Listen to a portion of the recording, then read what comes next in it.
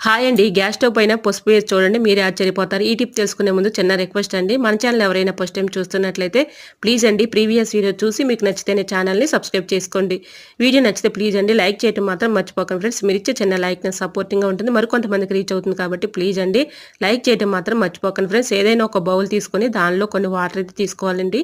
దానిలో అయితే 2 కర్పూరం బిళ్ళలు తీసుకొని ఇలాగా పౌడర్ లాగా దీంట్లో అయితే కలుపుకోవాలి. ఈ వాటర్‌లో ఆ పౌడర్‌ని కలిపేసుకున్న తర్వాత ఒక స్పూన్ అయితే పసుపు వేసుకోవాలండి. ఇలా ఈ వాటర్‌లో పసుపు వేసేసుకున్న తర్వాత కాటన్ క్లాత్ తీసుకొని ఇలాగ ఈ వాటర్‌లో డిప్ చేసుకొని ఇలాగ మొత్తం కూడా ఈ క్లాత్‌ని పెట్టి చక్కగా మనం నైట్ టైంలో గిన్నెలు కడిగేసిన తర్వాత ఇలా గ్యాస్ స్టవ్ పైన ఇలా క్లీన్ చేసుకున్నాం అనుకోండి, బల్లులు కానీ బొద్దింకలు కానీ చిన్న చిన్న పురుగులు కానీ చీమలు కానీ రాకుండా ఉంటాయండి. వీటికి ఘాటుకి కానీ స్మెల్కి కానీ అవి దూరంగా పారిపోతాయి. సో యూజ్ అవుతుంది అనుకుంటే తప్పకుండా ట్రై చేయండి. వీడియో నచ్చితే లైక్ చేయండి.